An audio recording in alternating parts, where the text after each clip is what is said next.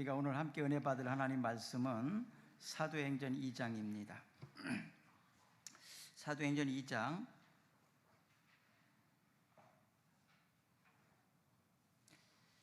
42절 말씀부터 47절 말씀까지입니다.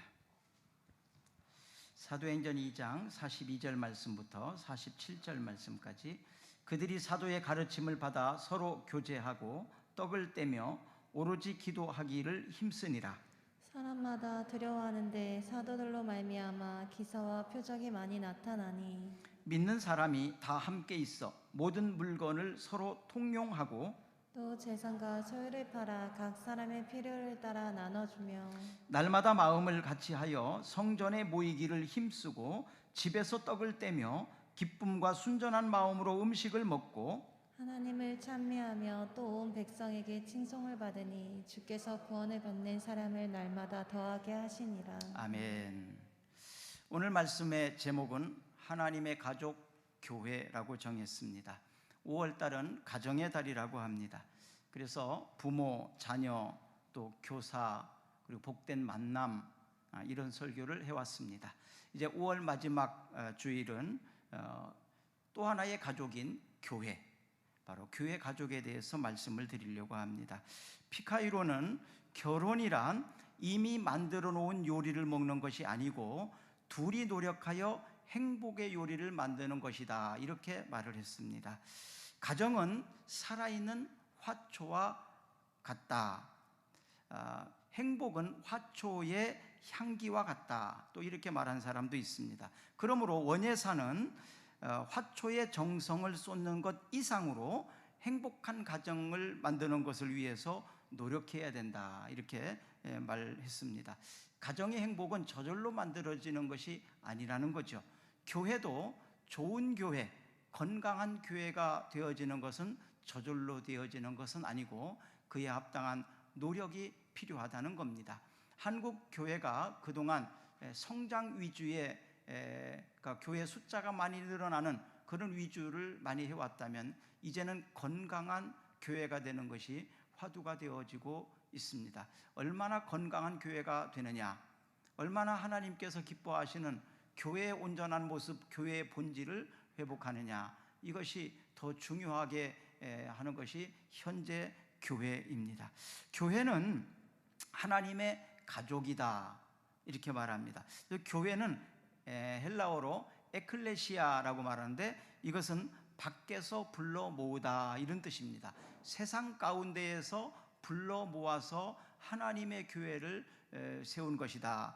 그 교회의 머리는 예수 그리스도이시고 성도들의 모임은 거룩한 공동체가 되어야 된다는 겁니다.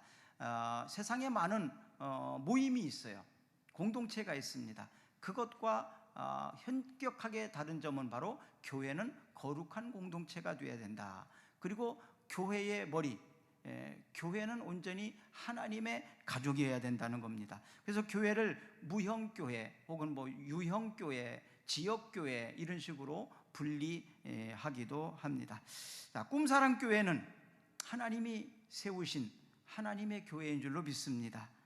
또 우리 교회의 목자장은 예수 그리스도이심을 믿습니다.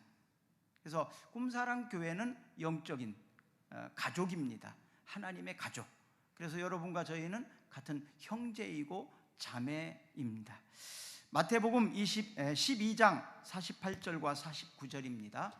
말하던 사람에게 대답하여 이르시되 누가 내 어머니이며 내 동생들이냐 하시고 손을 내밀어 제자들을 가리켜 이르시되 나의 어머니와 나의 동생들을 보라. 아멘.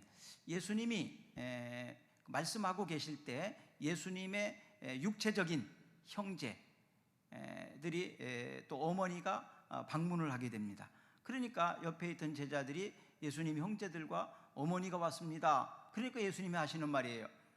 손을 내밀어서 제자들을 가리키면서 바로 너희가 내 어머니요 내 형제다, 이렇게 말합니다. 그래서 영적인 가족에 대해서 말씀한 겁니다. 로마서 12장 5절 말씀 봅니다. 이와 같이 우리 많은 사람들이 그리스도 안에서 한 몸이 되어 서로 지체가 되었느니라. 아멘.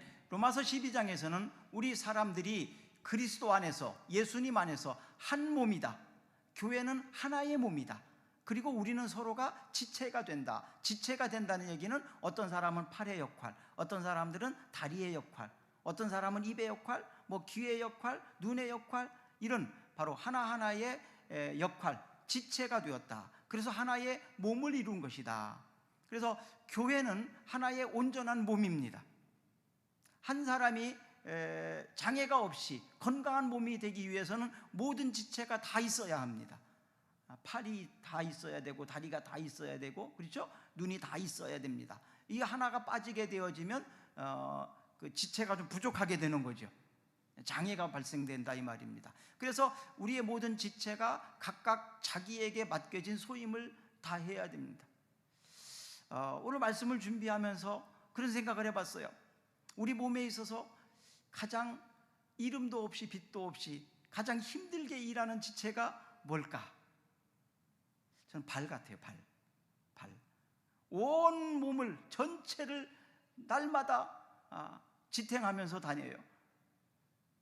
그것도 신발 속에서, 컴컴한 곳에서 알아주지도 않는데, 보여지지도 않는데, 그런데 묵묵히 내 온 몸을 다 짊어지고, 발은 아무 불평도 없이 불만도 없이, 또 사람들이 그렇게 귀하게 여기지도 않습니다. 발을 내밀면 더러운 발을 내밀다고 뭐라고 그럽니다. 손을 내밀면 좋아하는데 발을 내밀면 기분 나빠합니다. 그렇게 애쓰고 수고하는, 이름도 없이 수고하는 것이 발인 것 같아요. 발. 우리 교회에서 발과 같은 역할을 하는 사람 누굴까? 이름도 없이 빛도 없이 알아주지 않아도 묵묵히 모든 짐을 다 짊어지고 무겁다고 하지도 않으면서 묵묵히 감당해 나가는 그런 지체, 이런 사람이 바로 충성스러운 일꾼입니다. 우리 발을 알아주길 바랍니다. 교회에서 여러 모양으로 섬기고 수고하는 분들을 위해서 기도해 주고 알아주시기를 바랍니다. 갈라디아서 6장 10절입니다. 그러므로 우리는 기회 있는 대로 모든 이에게 착한 일을 하되 더욱 믿음의 가정들에게 할지니라. 아멘. 기회 있는 대로 모든 사람들에게 착한 일을 하되 더욱 믿음의 가정들에게 할지니라, 이렇게 말합니다. 많은 사람들에게 우리가 선한 일을 하고 착한 일을 하고 섬기고 해야 됩니다. 그러나 가정들에게, 믿음의 특별히 가정들에게 더 신경을 쓰라 이 말입니다. 밖에서는 잘하는데 집 안에 와서 잘 못하는 사람들이 있잖아요. 밖에서도 잘해야 되지만 집에서는 더 잘해야 합니다. 한번 옆 사람한테 얘기해 봅시다. 밖에서도 잘해야 되지만 집에서는 더 잘합시다. 좀 찔리는 사람도 있을 거예요. 그렇죠? 찔리는 사람도 있을 거예요. 자기 남편을 생각하고 아내를 생각하면서 좀 찔리는 사람이 있을 거예요. 밖에서도 잘해야지만 집에서는 더 잘해야 합니다. 한 번 더 해봅시다. 시작. 아멘. 밖에서도 잘해야 되지만 집에서는 더 잘합시다. 할렐루야. 아멘. 자, 그러면 하나님의 가족인 교회가 건강한 교회가 되기 위해서 어떻게 해야 되냐? 첫째로는 성장하고 성숙하는 가족, 교회가 되어야 된다는 것입니다. 가족에게는 중요한 것이 소속감입니다. 또 존재감이 분명해야 합니다. 교회도 그렇습니다. 소속감과 존재감이 분명해야 합니다. 외인이 아니고 손님이 아닙니다. 어려운 일이 있으면 더 똘똘 뭉치는 것이 바로 가족입니다. 어떤 위기가 찾아올 때 더 힘을 합치고 뭉치는 것이 바로 가족입니다. 그래서 이 가족은 떠날 수가 없습니다. 버릴 수도 없습니다. 바로 교회도 하나님의 가족으로서 그렇게 되어야 된다는 거예요. 소속감과 존재감과 그리고 자신의 역할과 어떤 위기와 어려운 일이 있을 때 더 똘똘 뭉쳐야 됩니다. 더 하나가 돼야 됩니다. 버려서도 안 되고 또 그냥 버리고 떠나서도 안 되는 것이 바로 영적인 가족, 교회입니다. 부부를 표현할 때 배우자에 대해서 이렇게 말하는 글이 있더라고요. 청년의 때에는 연인과 같다.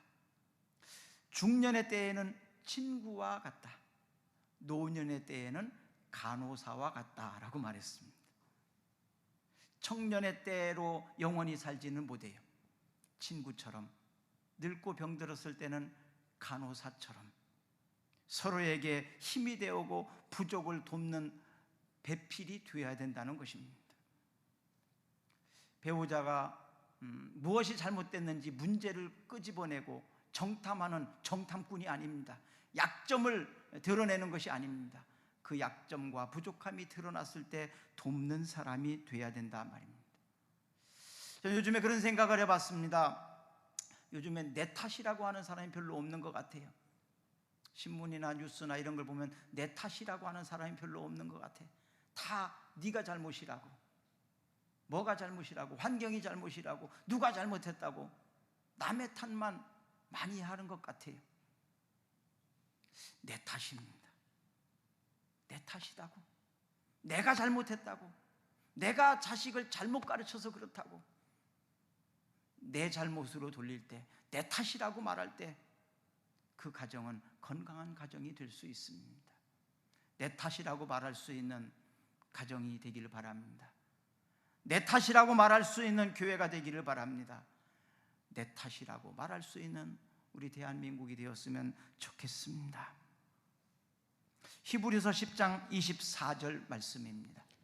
서로 돌아보아 사랑과 선행을 격려하며 서로 돌아보아 사랑과 선행을 격려해라.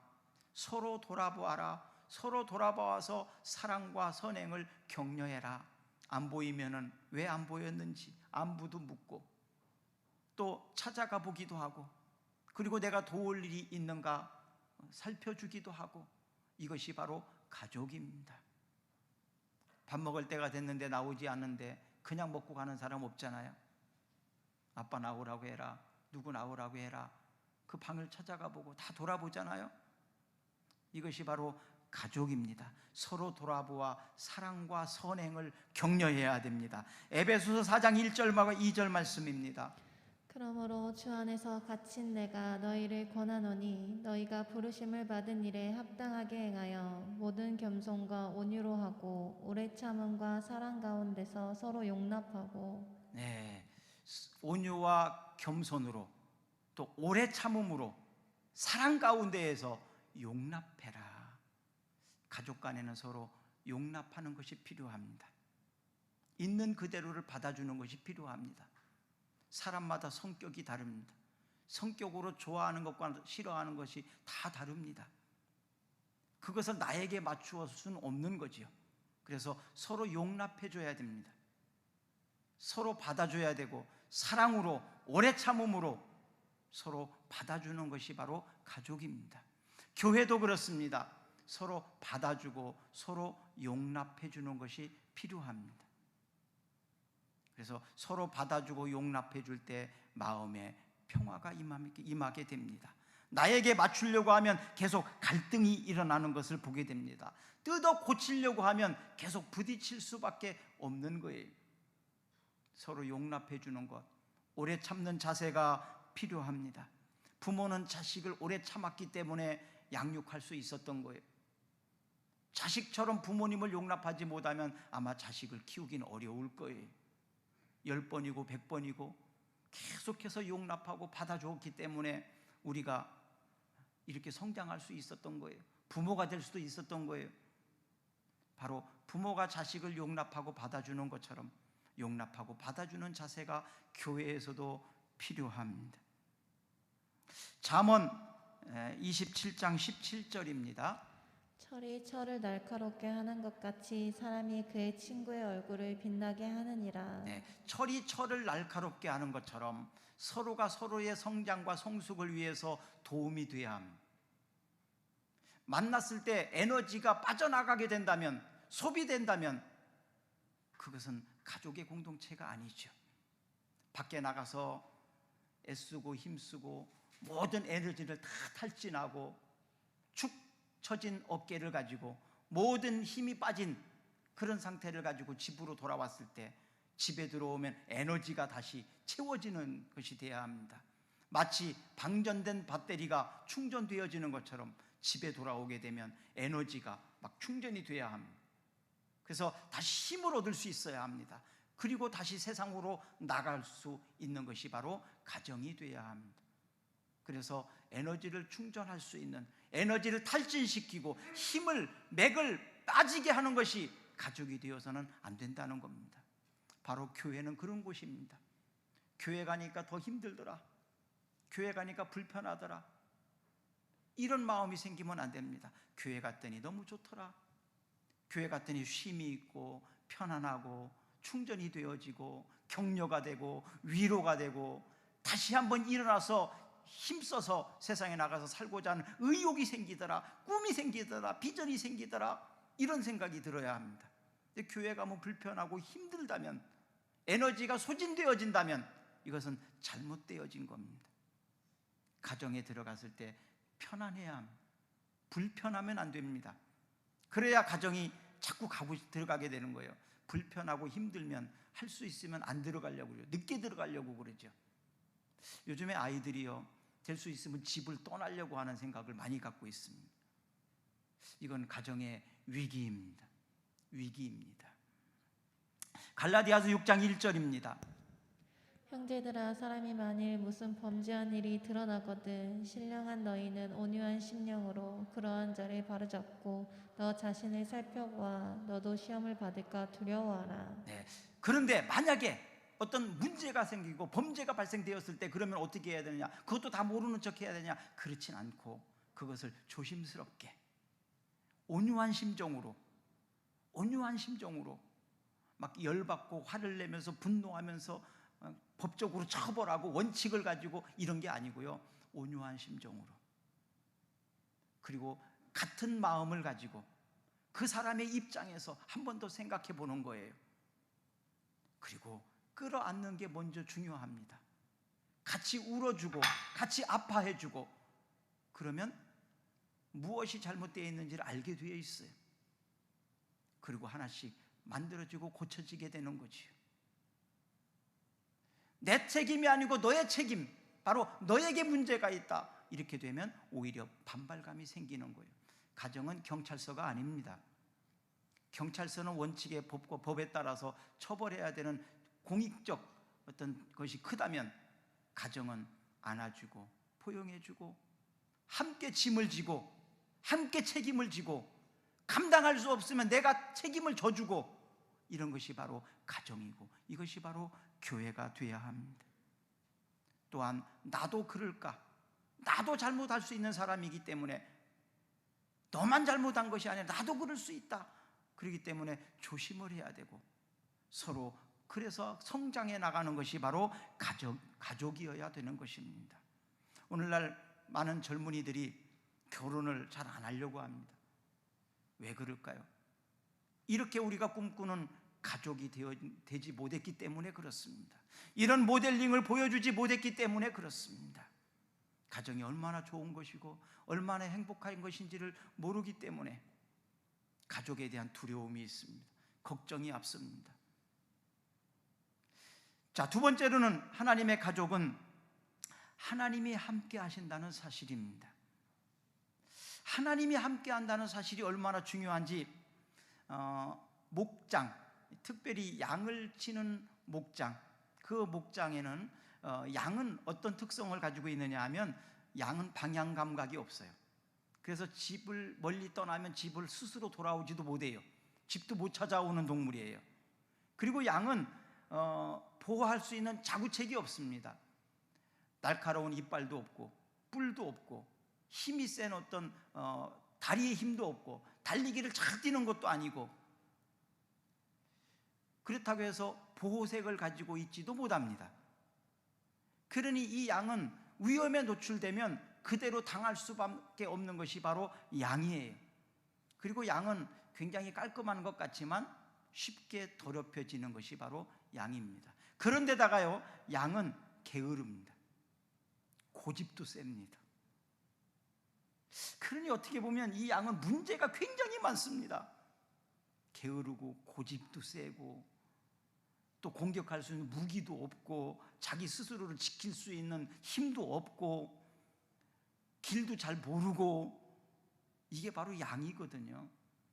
너무나 양이 문제가 많습니다. 자, 이사야 53장 6절에 보시면요, 우리는 다 양 같아서 그릇 행하여 각기 제 길로 갔거늘 여호와께서는 우리 모두의 죄악을 그에게 담당시키셨도다. 우리는 다 양 같아서 그릇 행하여 각기 제 갈 길로 갔다. 그런데도 불구하고 자기 고집대로 산다는 거예요. 지멋대로 산다는 거예요. 알지도 못하면서, 위험에 노출되어 있다는 걸 모르면서, 그 길이 죽을 길인지 살 길인지도 모르면서 그냥 사는 거예요. 이게 진짜 무식한 사람이죠. 무지하면 무식하대요. 무지하면 무식하대요. 알면은 그렇게 못한다는 거예요. 무지하기 때문에 굉장히 무식한, 바로 이 양, 이것이 우리와 같습니다. 그럴 때 하나님께서는 예수님을 보내셨다. 그래서 우리 무리의 죄악을 그에게 담당시키셨다고 말합니다. 이 양에 뭐하는 문제들이 있잖아요. 이 문제들을 해결할 수 있는 방법은 뭘까요? 양에다가 칼을 들려주면 될까? 발톱을 좀 어떻게 만들어서 인공으로 끼워주면 좋을까요? 뿔을 좀 세워주면 좋을까? 성형수술을 해서? 너무 복잡하죠. 너무 복잡한 문제예요. 이 양의 모든 문제, 그 문제를 단번에 해결할 수 있는 방법이 한 가지 있는데, 그건 바로 목자가 있는 거예요. 이 양에게 능력 있는 목자가 딱 있게 되면 이 양은 아무런 문제가 없습니다. 집을 떠났을 때 못 찾아가요? 목자가 있으니까 목자가 데리고 갈 거 아니에요. 이리와 늑대가 나타나서 양을 공격하게 되면요, 양은 어떻게 대항할 수 있는 힘은 없지만 누가? 목자가 늑대로부터, 이리로부터 지켜줍니다.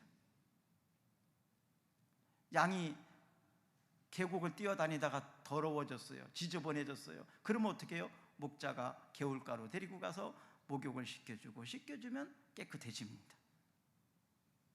목자만 있으면 이 양은 아무런 문제가 되지 않습니다. 우리도 얼마나 부족하고 연약한 존재인지 모릅니다. 그런데 우리에게 이 모든 문제, 목자가, 예수님이 나의 목자가 되시면 아무런 문제가 되지 않습니다. 그래서 예수님이 해답입니다. 아멘. 예수님이 해답입니다. 예수님만 있으면 됩니다. 인생의 해결책이 바로 예수 그리스도이십니다.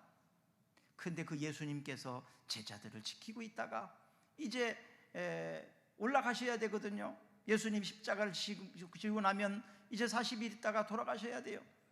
다시 데리러 올 때까지 공백 기간이 있어요. 그때 예수님께서 걱정하시면서 하시는 말씀이 마태복음 9장 36절입니다. 우리를 모시고 불쌍히 여기시니 이는 그들이 목자 없는 양과 같이 고생하며 기진함이라. 아멘. 예수님께서 무리를 보시고 어떻게 여기셨다고요?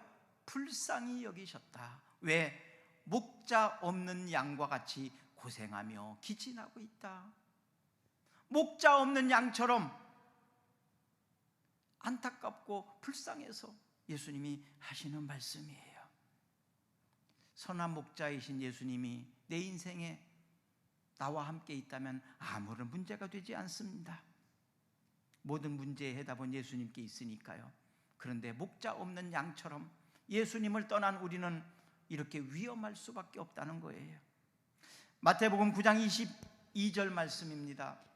예수께서 돌이켜 그를 보시며 이르시되 딸아 안심하라 내 믿음이 너를 구원하였다 하시니 여자가 그 즉시 구원을 받으니라. 네, 이 말씀은 12년 동안 혈류증을 앓고 있던 여인이 백방으로 돌아다니면서 그 병을 고쳐보려고 했지만 고칠 수가 없었습니다.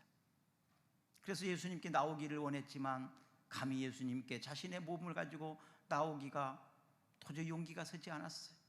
그래서 많은 사람들 틈 사이에서 슬며시 뒤에서 예수님의 옷자락을 손으로 만졌습니다. 그 여인의 마음에는 예수님의 옷자락을 만지기만 해도 내 병이 나을 것 같은 그런 생각이 들었어요. 그래서 감히 예수님께 내 병을 고쳐달라고, 나를 좀 불쌍히 여겨달라는 그 용기조차도 없었기에 사람들 틈에서 슬며시 옷자락을 잡은 거예요. 그때 예수님께서 그 여인의 손길을 느꼈습니다. 그리고 하시는 말씀이 이 말씀이에요. 딸아, 안심하라. 너의 믿음이 너를 구원하였다. 딸아, 안심해라. 너의 믿음이 너를 구원했다. 그래서 질병도 나았고 구원이라는 표현까지 쓰고 있습니다. 그 믿음을 귀히 여긴 것이지요. 우리가 주님 앞에 나오면 이 혈류증 앓는 여인이 병을 치유받고 구원받았던 것처럼 우리가 예수님께 나가면 되는 겁니다. 예수님께 나가면 우리의 문제는 해결이 되어집니다. 건강의 문제, 질병의 문제, 이것 가지고도 주님 앞으로 나오시기를 바랍니다. 믿음으로 나오시기를 바랍니다. 그리고 믿음으로 기도하시기를 바랍니다. 또한 요한복음 2장 11절에 보십니다. 예수께서 이 첫 표적을 갈릴리 가나에서 행하여 그의 영광을 나타내심에 제자들이 그를 믿으니라. 아멘. 예수님이 첫 번째 표적을 일으킨 것이 갈릴리 가나인데, 바로 친척집에서 혼인잔치가 있었는데 그 집에 포도주가 떨어졌어요. 그건 당장 어떻게 해결할 길이 없습니다. 지금 당장 포도주를 어떻게 준비해야 되는데 방법이 없었어요. 예수님의 어머니 마리아는 종들에게, 하인들에게 예수님께서 시키는 대로 해라, 그 지시만 합니다. 예수님께서는 그곳에서 물이 포도주로 바뀌게 만드는 기적을 행해 주셨습니다.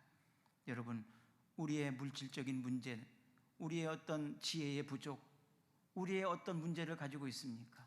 예수님께 믿음으로 나아가면 예수님이 그 문제의 해답을 가지고 계시는 줄로 믿습니다. 너희가 내 안에 거하고 내 말이 너희 안에 거하면 무엇이든지 원하는 대로 구하라. 그리하면 이루리라. 할렐루야. 너희가 내 안에 거하고 내 말이 너희 안에 거하면 무엇이든지 원하는 대로 구하라. 그리하면 이루리라.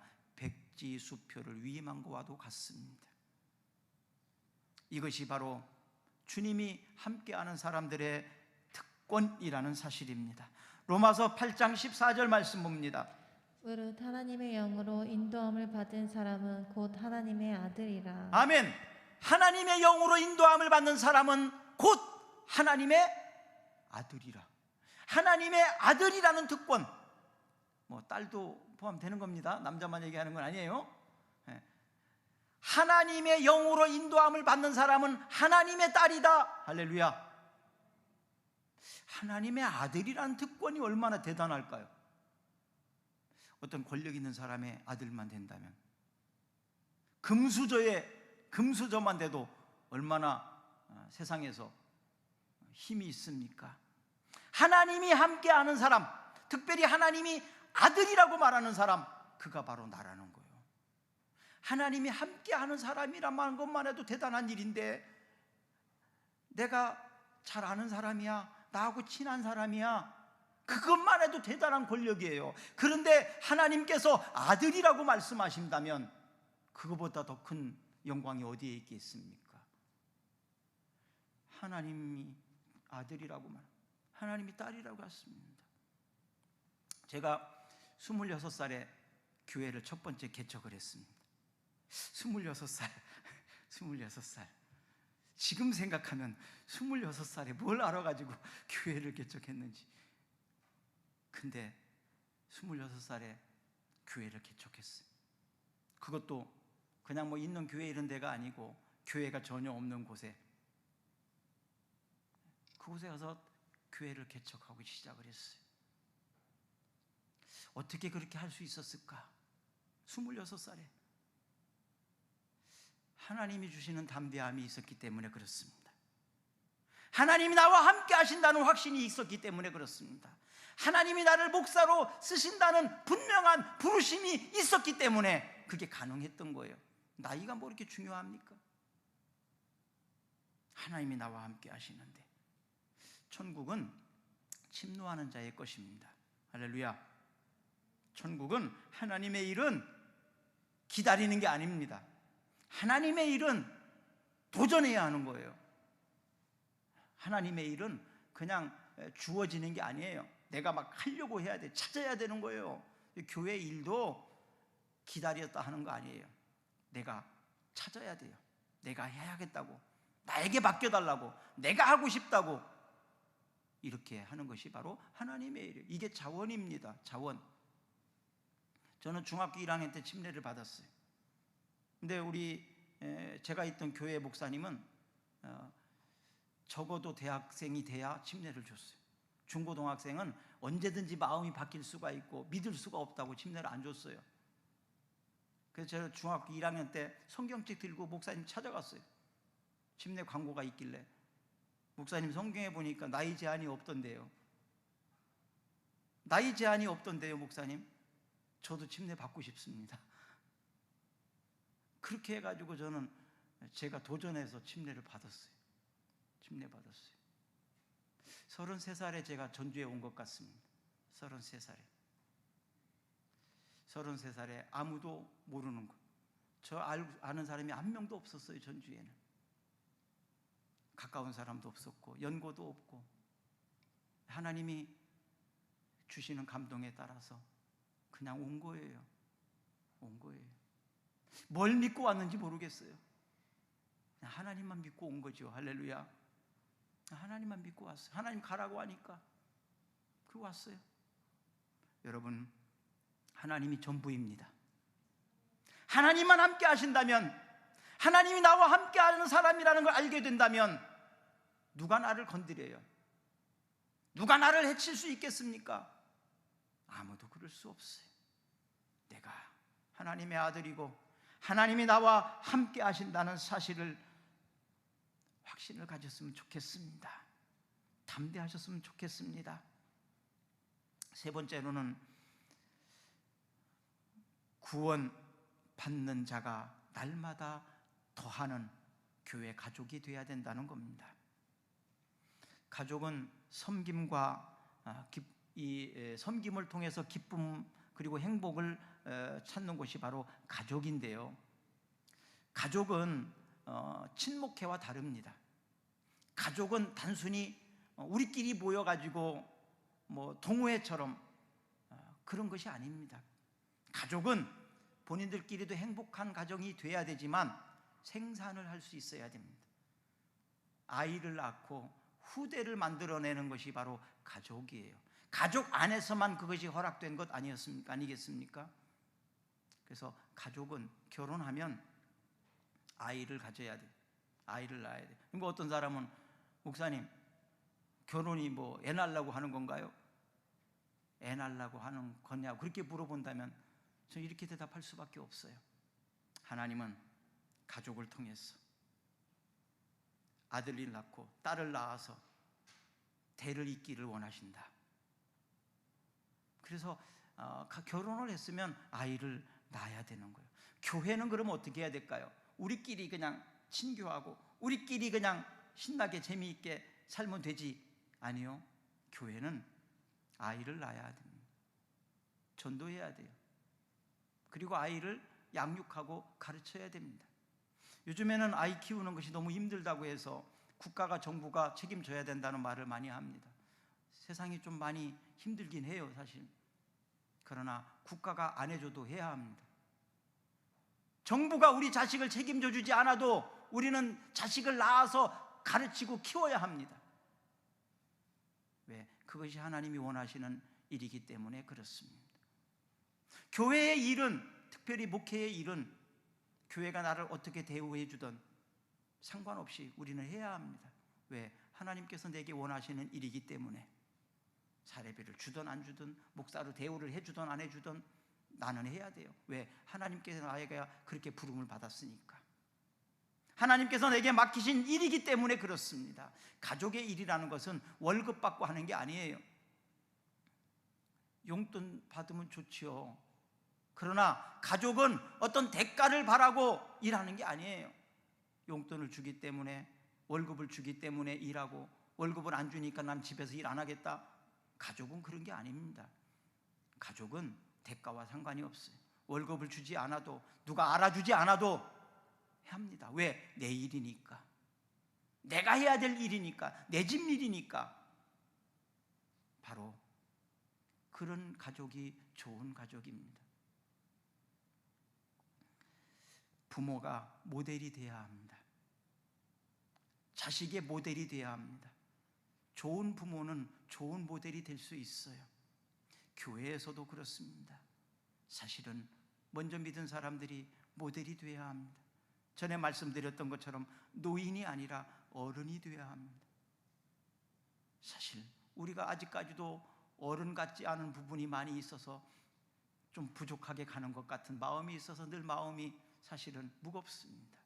아직 내가 어른이 되지 못하고 내가 좋은 부모의 모델이 되어지지 못해서 그런 마음이 사실 많습니다.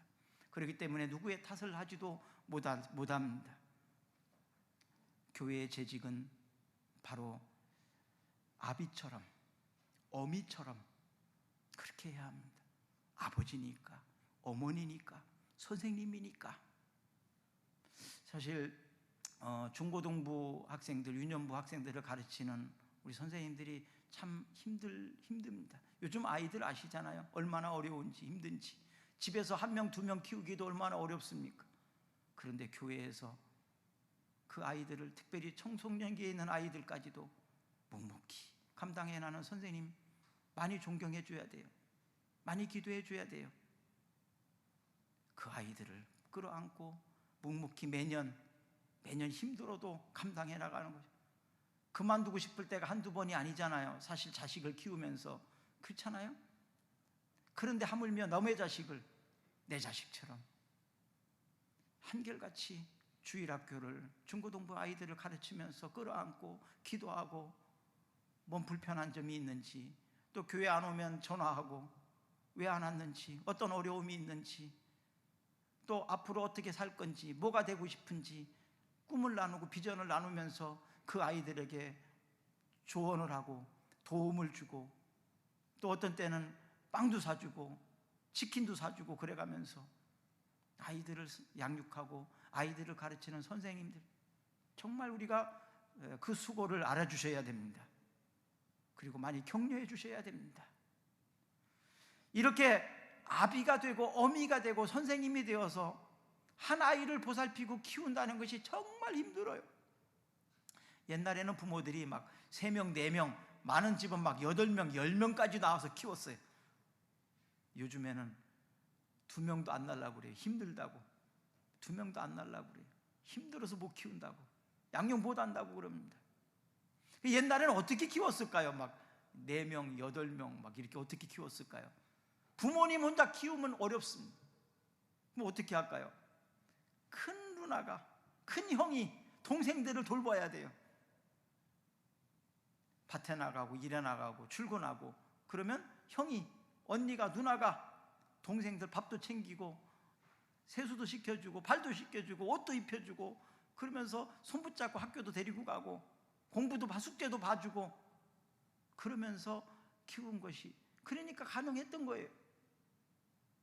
그래서 형이 먼저 믿은, 먼저 태어난, 나이가 더 많은 형이 동생들을 돌봐야 합니다. 그래야만 그 많은 아이들을 집에서, 한 집에서 커나갈 수 있고 양육이 가능한 겁니다. 그러면 교회는 어떨까요? 교회도 똑같다는 얘기예요. 목사님이, 전사님이, 권사님이, 이런 분들이 다 어떻게 할 수가 없어요. 손이 못 갑니다. 어떻게 해야 될까요? 형과 누나가 있잖아요. 집사님들이 있잖아요. 먼저 교회 나온 사람들이 있잖아요. 그런 사람들이 돌봐야 돼요.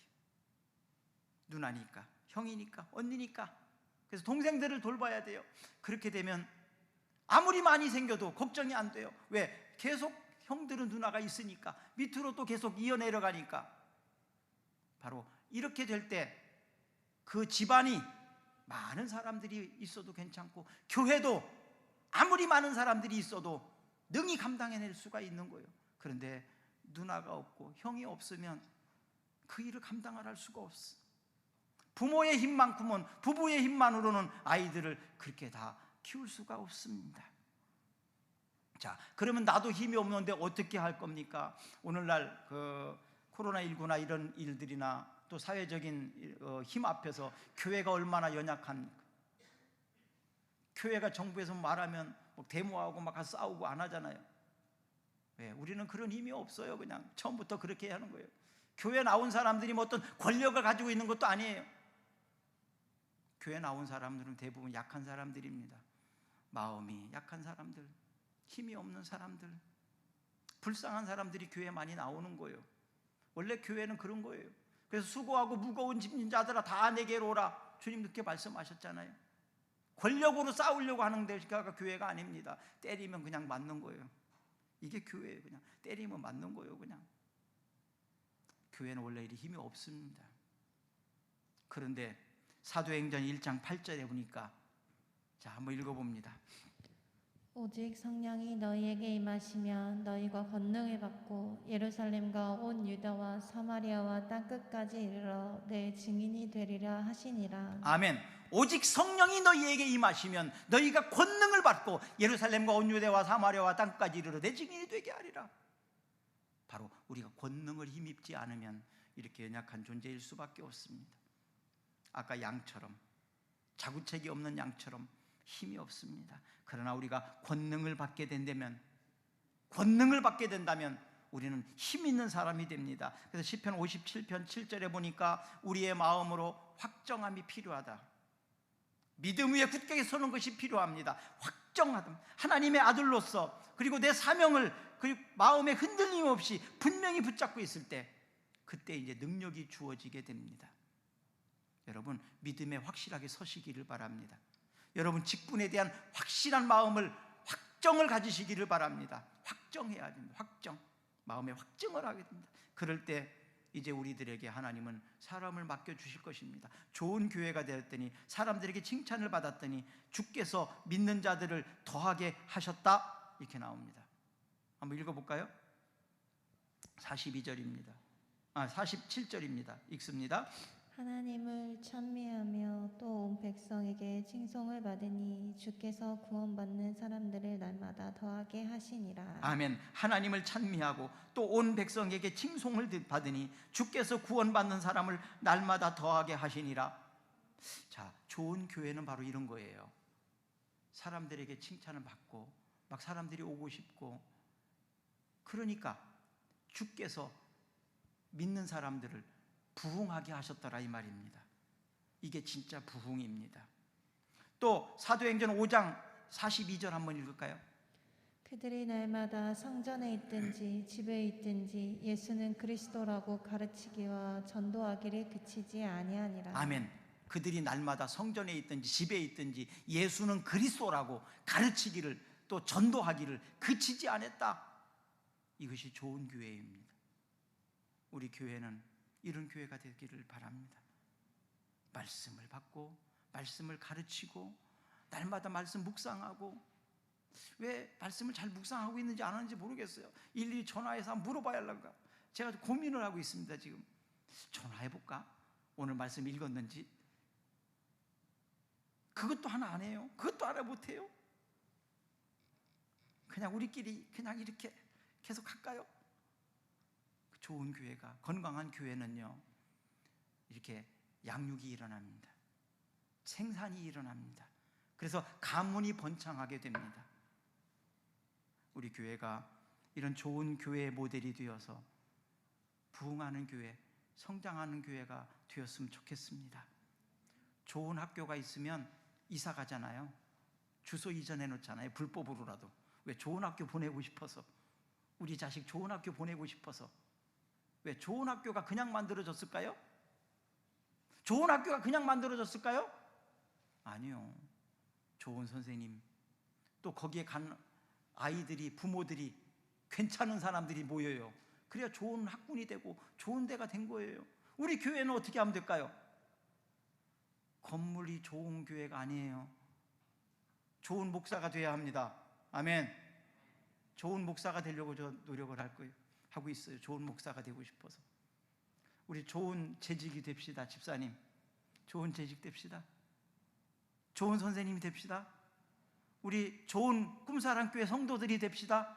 그래서 꿈사랑교회 그러면 자부심, 좋은 목사님, 좋은 권사님, 좋은 집사님, 좋은 선생님들이 있는 곳.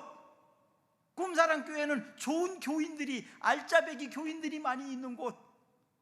이렇게 칭찬받게 되면 사람들이 오고 싶은 거예요. 왜? 좋은 학군이 됐으니까, 좋은 학교 가고 싶은 거예요. 보내고 싶은 거예요. 내 자식을 좋은 학교에 보내고 싶은 거예요. 좋은 지역아동센터가 되면 서로 보내려고 그러잖아요. 어떤 센터는 막 학교 앞에 가가지고 현수 막 걸어놓고 붕어빵 굽고 와플 굽고 막 선물 나눠주면서 홍보를 해갖고 데리고 간대요. 근데 우리 센터들은 안 그러는 것 같아. 그냥 입소문으로 오는 것 같아. 입소문으로. 좋은 센터라고 소문이 났으니까 그냥 오는 거야. 그렇게 붕어빵 막 와플 같은 거 현수 막 걸고 안 해도 와요. 소문이 좀 났거든요. 우리 꿈사랑교회도 마찬가지. 꿈사랑교회가 좋은 교회라고, 좋은 목사님이 있다고, 좋은 집사님들이, 좋은 선생님이 그곳에 있다고, 이렇게 되면 사람들이 오는 거예요. 여러분, 이왕이면 우리 가정을 좋은 가정 만들고 싶은 것처럼 우리 꿈사랑교회가 우리 교회잖아요. 우리 교회잖아요. 좋은 교회 만듭시다. 좋은 교회 만들어 봅시다. 한번. 좋은 교회. 이것만큼 영광스러운 일이 어디 있겠습니까? 이것만큼 자랑스러운 일이 어디에 있습니까? 꿈사랑교회를 좋은 교회로 만들어서 하나님 영광을 받으시는 교회가 되었으면 좋겠습니다. 우리 한 30초만 기도합시다. 교회적 기도 제목을 기도하셔도 좋고, 오늘 말씀을 붙잡고 하나님의 가족인 꿈사랑교회가 정말 좋은 교회가 되기를 원합니다. 성숙해 나가는 교회가 되기를 원합니다. 주님이 함께 하셔서 모든 문제가 주님으로 말미암아 해결되어지고 주님만으로 행복해질 수 있는 교회가 되기를 원합니다. 단순히 우리끼리 모이는 친목회와 동호회가 아니라 재생산해내고 다음 세대를 만들어낼 수 있는 우리 교회가 되기를 원합니다. 그래서 사람들에게 칭찬받고 주님이 구원받는 자를 날마다 더하게 하시는 교회가 되기를 원합니다. 주님, 우리 교회를 그렇게 사용하시옵소서. 예수님 이름으로 기도합니다. 아멘. 다 같이 일어나셔서 찬양하겠습니다.